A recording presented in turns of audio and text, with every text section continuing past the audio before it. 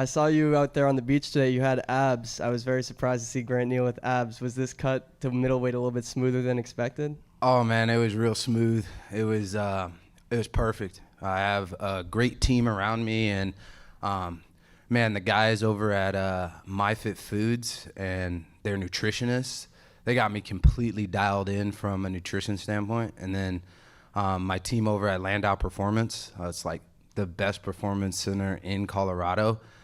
They did their thing, so it made it easy for me, and I just had to show up every day and just be disciplined about it. You got Brandon Gertz in your corner for this one. What is his role going to be this week? Juice.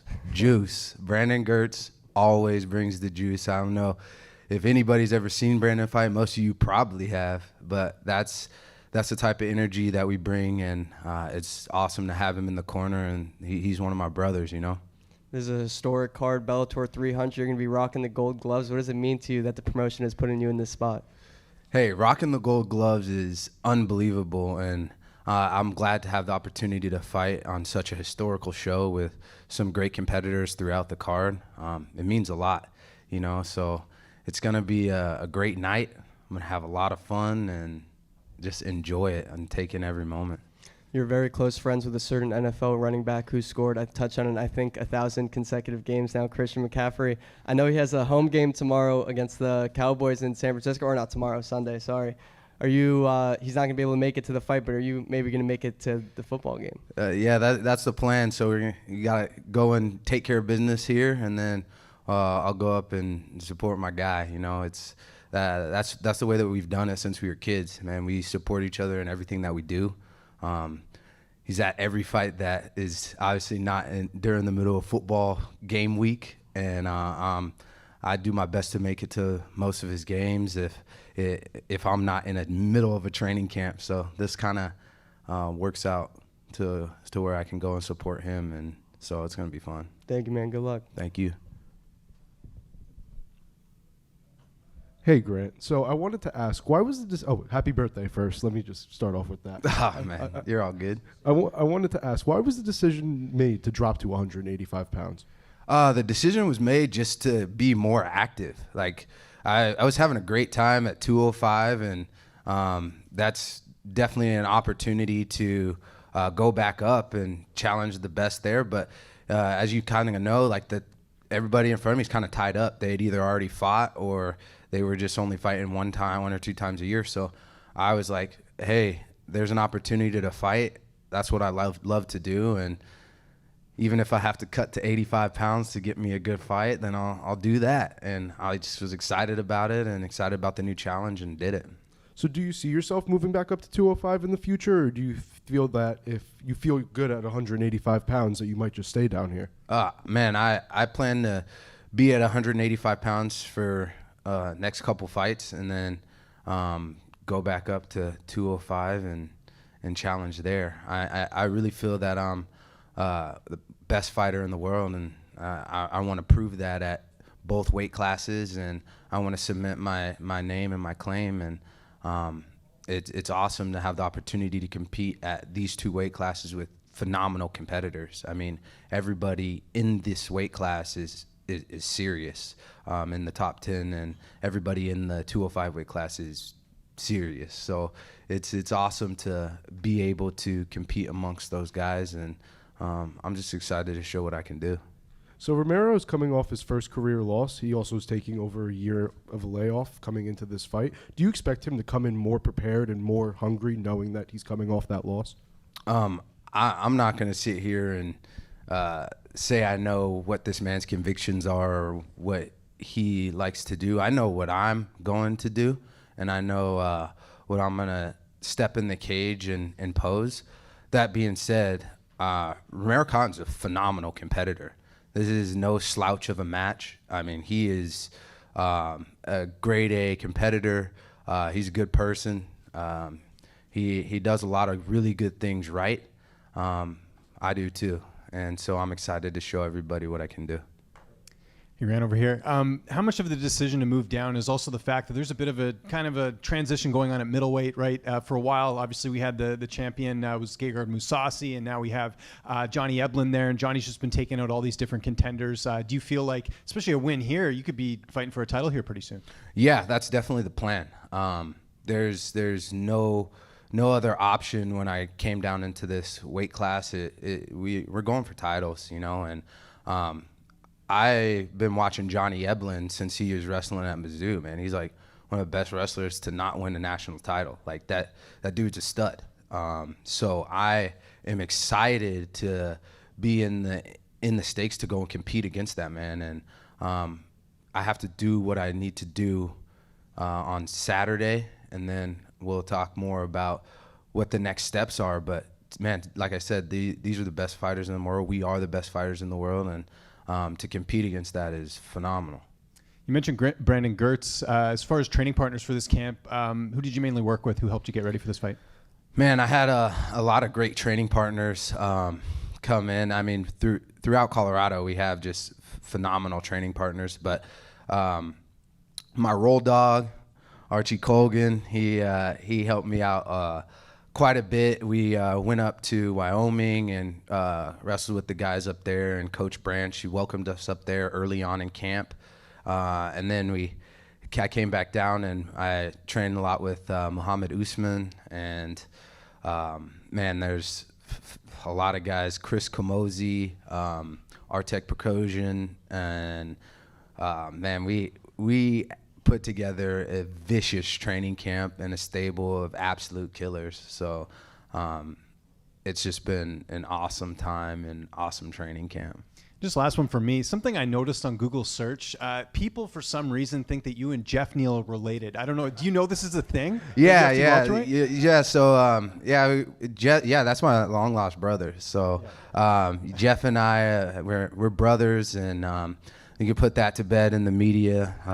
No, I was just Jeff actually messaged me. He's like, yeah, you know, people think that we're brothers. I was like, yeah, it's pretty funny. He said, just go along with it. I was like, all right, we're brothers. But no, Jeff is a great guy, a great competitor, and him and I have a lot of things in common, and it's just, and the last name is just one of them. Have you ever thought about training together?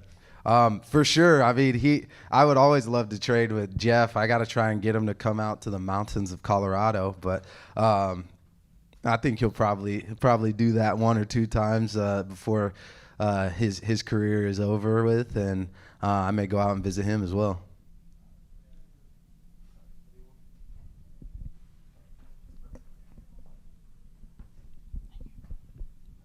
Hey, Grant, how's it going? How's it going, brother? Happy birthday. Thank you. Hey, there's so many savages that come from Colorado. What can you say about the Colorado MMA community, and do you think it is still growing? Yeah, I mean, the community is constantly growing. I mean, there's a lot of people that you guys don't even know about in the media that are absolute killers. Like, man, we have literal kids coming in, 18-year-olds, 19-year-olds that are absolute studs, going to college and wrestling for 4 years, and then in their off season coming and training with us. So like, no one knows their name, but there's a stable of athletes and studs that are coming through Colorado, out of Colorado, and man, it's one of the big premier spots. I mean, we have access to a lot of phenomenal athletes that come up from the Olympic Training Center, and just to be in that vicinity of people competing at the highest level is awesome. I love the shirt. Thank you.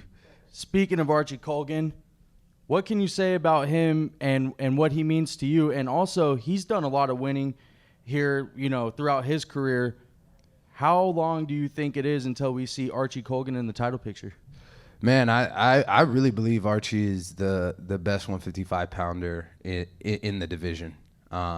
He's an absolute stud, and I don't even think he's scratched the surface on what he can be. You guys are seeing him explode, get finishes, be violent, take out guys that have fought for titles. He's an absolute stud, but even more than that, man, it's it's really great to have that person in the room that I can just take down at ease. Like, just take him down at ease. He's never scored a takedown on me. Man, like that type of stud in the room is just awesome. But yeah, Archie is, he's no slouch for those guys. But for me, I put him in a headlock, take him down. It's easy. Is that really true? We go back and forth. But yeah, we definitely have competitions, and we're brothers, and we always are talking stuff to each other. But he's gonna love that comment. 2 more for me. What can you say about Romero Cotton as an opponent, and what challenges does he present to you?